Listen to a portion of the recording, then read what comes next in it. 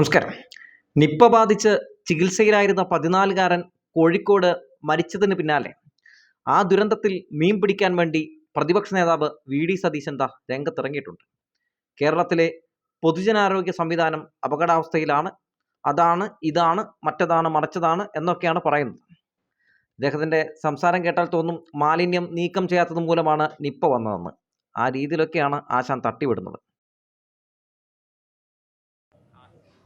വളരെ സങ്കടകരമായ വാർത്തയാണ്. ഈ പ്രധാനപ്പെട്ട രോഗങ്ങൾ ഒന്നും കേരളത്തിൽ നിന്ന് വിട്ടുപോയിട്ടില്ല എന്നുള്ളതിൻ്റെ അപകടകരമായ സൂചന കൂടിയാണത്. അതുകൊണ്ടാണ് ഞങ്ങൾ നിയമസഭയിൽ വളരെ ഗൗരവത്തോടു കൂടി ഈ പകർച്ചവ്യാധികൾ പടരുന്നതും അപകടകരമായ നിലയിലേക്ക് കേരളത്തിലെ പൊതുജന ആരോഗ്യം തകരുകയാണ് എന്നുള്ള സൂചനകൾ നൽകിയത്. ദൗർഭാഗ്യവശാൽ ഗവൺമെൻറ് അതിനോടൊരു ഗൗരവതരമായ ഒരു പോസിറ്റീവായിട്ടുള്ള പ്രതികരണം അല്ല നൽകിയത്. ഇവർക്ക് അവാർഡ് കിട്ടിയ കാര്യവും വേറെ കാര്യങ്ങളൊക്കെ പറഞ്ഞുകൊണ്ടിരിക്കുകയാണ്. സത്യത്തിൽ ആ സ്ഥിതിയിലല്ല കേരളത്തിൻ്റെ പൊതുജനാരോഗ്യം. പബ്ലിക് ഹെൽത്ത് എന്ന് പറയുന്നത് വളരെ അപകടത്തിൽ നിൽക്കുകയാണ്. അതിനൊരു പ്രധാനപ്പെട്ട കാരണം മാലിന്യ നീക്കം പരാജയപ്പെട്ടതാണ്. മാലിന്യ നീക്കം, മഴക്കാല പൂർവ്വ ശുചീകരണം നടത്താത്തതിൻ്റെ ഈ ഗതികേടാണിപ്പോൾ യഥാർത്ഥത്തിൽ കേരളത്തിൽ അനുഭവിക്കുന്നത്. മാത്രമല്ല, ഈ ഒരു പ്രിവെൻറ്റീവ് പരിപാടികളൊന്നുമില്ല. ഇത് തടയുന്നതിന് ആവശ്യമായിട്ടുള്ള കാര്യങ്ങളൊന്നുമില്ല. രോഗം വന്നാൽ അപ്പോൾ അവിടെ പോയിട്ട് ചെയ്യുമെന്നല്ലാതെ അത് പടർന്നു പിടിക്കുകയും അത് എല്ലാ സ്ഥലത്തും എത്തുകയും ചെയ്യുന്നു. ഇപ്പോൾ കേരളത്തിൽ ഇല്ലാത്ത ഏത് രോഗമാണുള്ളത്? കോവിഡ് ഉണ്ട്, വളരെ സജീവമായിട്ടുണ്ട്. എന്തെങ്കിലും പരിശോധനകളോ എന്തെങ്കിലും ഗൗരവതരമായ അന്വേഷണങ്ങളോ എന്തെങ്കിലും ഡാറ്റ കളക്ഷനോ ഒന്നും കോവിഡിനെ സംബന്ധിച്ച് നടക്കുന്നില്ല. കോവിഡ് ഉണ്ട്, ചില സ്ഥലത്ത് മലമ്പനി റിപ്പോർട്ട് ചെയ്തിട്ടുണ്ട്, ഷിഗല്ലോ റിപ്പോർട്ട് ചെയ്തിട്ടുണ്ട്, മഞ്ഞപ്പിത്തമുണ്ട്, കോളറയുണ്ട്, ഇപ്പം നിപ്പ കൂടി വന്നിരിക്കുകയാണ്. അപ്പോൾ അത് ഒരു വളരെ നമ്മൾ പറഞ്ഞതുപോലെ അപകടകരമായ ചില മുന്നറിയിപ്പുകളാണ് പൊതുജനാരോഗ്യവുമായി ബന്ധപ്പെട്ട് കേരളത്തിലുള്ളത്. ഗവൺമെൻറ് അടിയന്തരമായി എല്ലാ ഡിപ്പാർട്ട്മെൻറ്റുകളെയും ഏകോപിപ്പിച്ചുകൊണ്ട് ഈ ഇത്തരം മാരക രോഗങ്ങൾ പകരുന്നത് തടയാനും മുൻവിധികൾ നേരത്തെ തന്നെയുള്ള ചില കാര്യങ്ങൾ ചെയ്ത് ഇതിൽ നിന്ന് രക്ഷപ്പെടുത്താനും വേണ്ടിയിട്ടുള്ള നടപടികൾ സ്വീകരിക്കണം എന്നാണ് എൻ്റെ വിനയപൂർവ്വമായ അഭ്യർത്ഥന. നമ്മളിത് പറയുമ്പോൾ സർക്കാരിനെ കുറ്റപ്പെടുത്താനാണ് എന്ന രീതിയിലാണ് മന്ത്രിമാർ പറയുന്നത്. പക്ഷെ നമ്മൾ നിയമസഭയിൽ പറഞ്ഞ അതേ കാര്യമാണ് സംഭവിച്ചുകൊണ്ടിരിക്കുന്നത്. സർക്കാർ നടപടി സ്വീകരിക്കണം എന്നാണ് എനിക്ക് അഭ്യർത്ഥിക്കാനുള്ളത്. എല്ലാവരും സഹകരിക്കണം. സർക്കാർ നിർദ്ദേശിക്കുന്ന എല്ലാ പ്രധാനപ്പെട്ട കാര്യങ്ങളും ഇത് പകരാതിരിക്കാൻ വേണ്ടി ആളുകളെ ഐഡൻറ്റിഫൈ ചെയ്ത് ഐസൊലേറ്റ് ചെയ്യാനൊക്കെ വേണ്ടിയിട്ട് ഉള്ള നടപടികൾ സർക്കാരും ആരോഗ്യ വകുപ്പും പറയുന്ന എല്ലാവരുമായി എല്ലാ നിർദ്ദേശങ്ങളുമായിട്ട് എല്ലാ വിഭാഗം ജനങ്ങളും സഹകരിക്കണം എന്നാണ് ഞങ്ങളുടെ അഭ്യർത്ഥന. ഈ നിപ്പയുടെ കാര്യത്തിൽ ഓരോ വർഷവും രോഗം ഇങ്ങനെ വന്നുകൊണ്ടിരിക്കുന്നു, അതിൻ്റെ സോഴ്സ് ഇപ്പോഴും അജ്ഞാതമാണ്, അതിൻ്റെ പഠനം നടക്കുന്നു എന്ന് പറയുന്നു. അതിലൊരു കാര്യക്ഷമത ഇതുവരെ വന്നിട്ടില്ല എന്നാണ്. അതാണ് ഞാൻ പറയുന്നത്. ഒരു പഠനവും നടക്കുന്നില്ല, ഒരു ഡാറ്റ കളക്ഷൻ നടക്കുന്നില്ല, ഒന്നും നടക്കുന്നില്ല. ഇപ്പം ഞങ്ങളൊരു കാര്യം പറഞ്ഞു, ഈ കോവിഡിന് ശേഷം കേരളത്തിലെ മരണനിരക്ക് വർദ്ധിച്ചിട്ടുണ്ട് ഗൗരവമായി. ഞങ്ങളത് ഒരുപാട് സ്ഥലത്ത് പരിശോധിച്ചതിന് ശേഷമാണ് പറഞ്ഞത്. എന്തുകൊണ്ട് മരണനിരക്ക് വർദ്ധിച്ചിരിക്കുന്നു? കോവിഡിൻ്റെ പോസ്റ്റ് കോവിഡ് ഇഫക്റ്റ് ആണോ? ഒന്ന്. രണ്ട്, ഈ വാക്സിനേഷനുമായി ബന്ധപ്പെട്ട് ഇങ്ങനെ പറയുന്നത് പോലുള്ള വല്ല പ്രശ്നങ്ങളുമാണോ? ആരാണ് മരിക്കുന്നത്?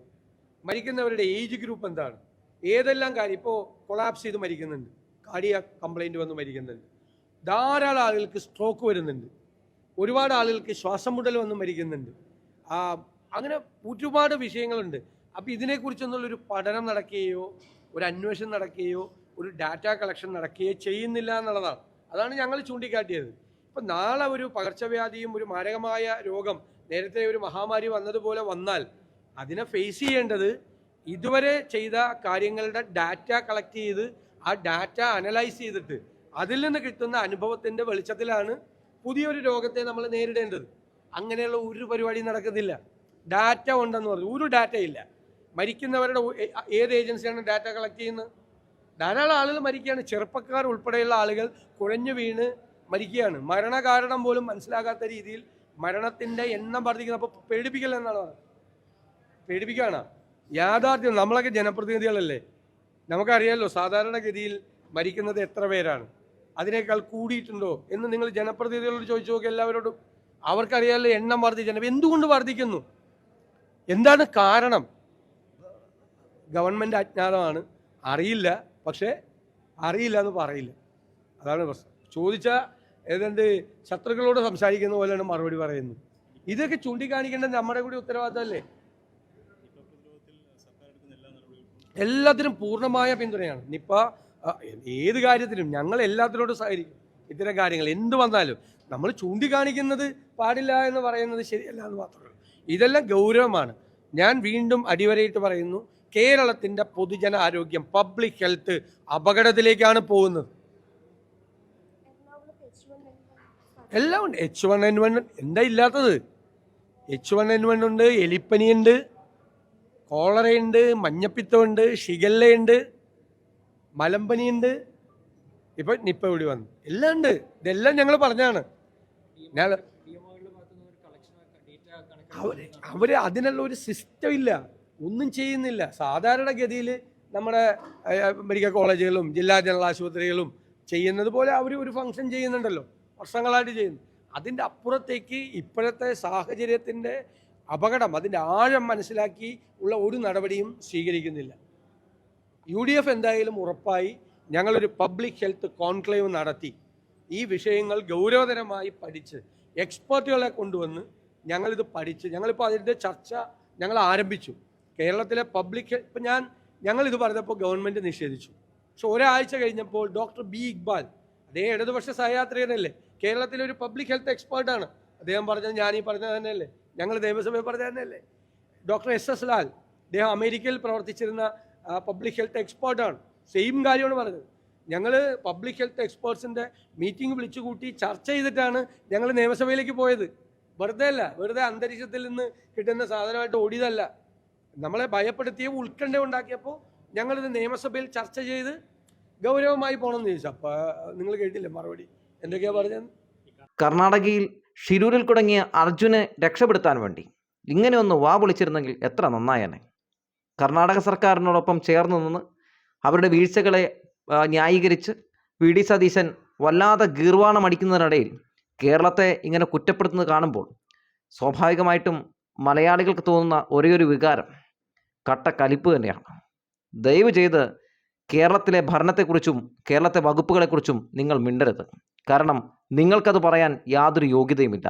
കണ്ടു ഞങ്ങൾ കർണാടക മോഡൽ. നിപ്പ ബാധിച്ച് കോഴിക്കോട് മെഡിക്കൽ കോളേജിൽ ചികിത്സയിലുള്ള കുട്ടിയുടെ സ്ഥിതി അതേ നിലയിൽ തന്നെ തുടരുന്നു. അല്പസമയത്തിനകം മോണോക്ലോണൽ ആൻറ്റിബോഡി പൂനെയിൽ നിന്ന് ഇവിടെ എത്തിച്ചേരും. ഇന്ന് രാവിലെ മെഡിക്കൽ ബോർഡ് ചേർന്നിരുന്നു. ആ മെഡിക്കൽ ബോർഡ് ഈ മോണോക്ലോണൽ ആൻറ്റിബോഡി നൽകുന്നത് സംബന്ധിച്ചിട്ടുള്ള കാര്യങ്ങൾ തീരുമാനിക്കുകയും അതിനു വേണ്ടിയിട്ടുള്ള ക്രമീകരണങ്ങൾ ഏർപ്പെടുത്തുകയും ചെയ്തിട്ടുണ്ട്.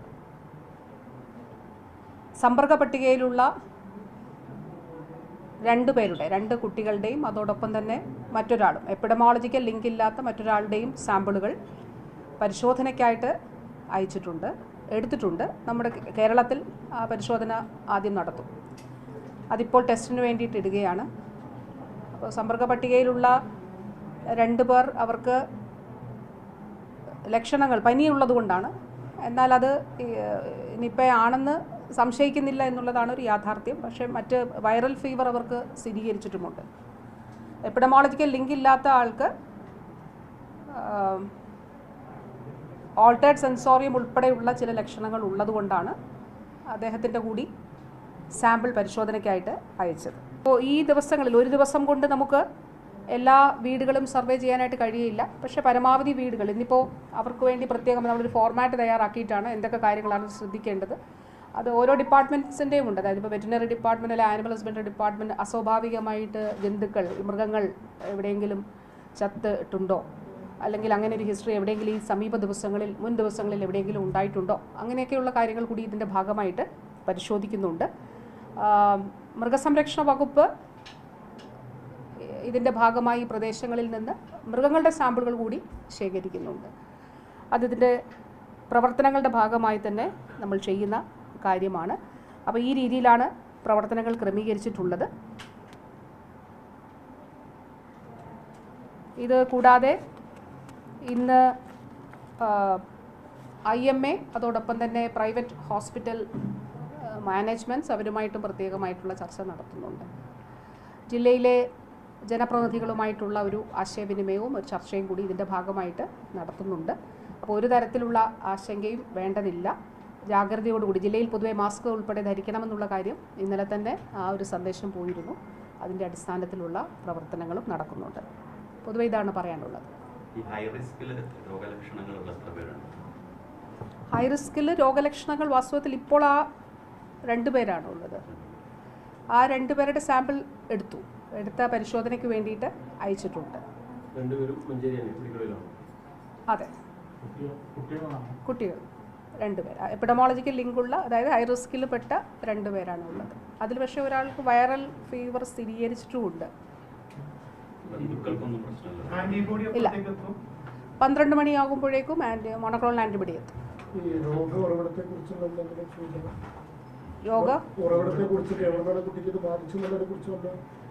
നമ്മൾ ഇന്നലെ തന്നെ ഇതിൻ്റെ ഒരു ഏകദേശം ഒരു അസംഷൻ ഉണ്ടായിട്ടുണ്ട്. പക്ഷേ അതൊരു ഫൈനൽ നിലയിലേക്ക് ഇന്നത്തെ കൂടി ഫീൽഡ് വിസിറ്റ്സിൻ്റെ കൂടി അടിസ്ഥാനത്തിലാണ് നമുക്കത് പറയാനായിട്ട് കഴിയുക. അപ്പോൾ ഈ കുട്ടി ഇതിനു മുൻപുള്ള, അതായത് 10-ാം തീയതിയാണ് രോഗലക്ഷണങ്ങൾ ഉണ്ടായിട്ടുള്ളത്. അതിന് മുൻപുള്ള ഒരു കൃത്യസമയം, ഒരു ജൂലൈ ആദ്യ ആഴ്ച കുറച്ചുകൂടി മുൻപിലേക്ക് എക്സ്റ്റെൻഡ് ചെയ്ത് ജൂണിൻ്റെ ഒരു അവസാന ആഴ്ചയും എന്നുള്ള നിലയിലാണ് നമ്മൾ കണ്ടത്.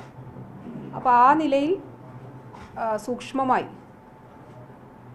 അവൻ സഞ്ചരിച്ച ഇടങ്ങൾ, അവൻ്റെ കൂട്ടുകാരിൽ നിന്ന്, വീട്ടുകാരിൽ നിന്ന് ഒക്കെ തന്നെ ശേഖരിക്കുന്നതിന് വേണ്ടിയിട്ടാണ് ശ്രമിച്ചിട്ടുള്ളത്. അതിൽ നിന്ന് ലഭിച്ച ചില വിവരങ്ങളുടെ അടിസ്ഥാനത്തിലാണ്. പക്ഷേ ഈ ഒരു ഘട്ടം അത് വളരെ ഏർലി ആയി പോകും. അതുകൊണ്ട് ഇപ്പോൾ അത് പറയുന്നില്ല. അത് ശരിയാണോ എന്നുള്ളത് ഒന്നുകൂടി പരിശോധിച്ചതിന് ശേഷം മാത്രം നമുക്കത് പറയാവുന്നതാണ്.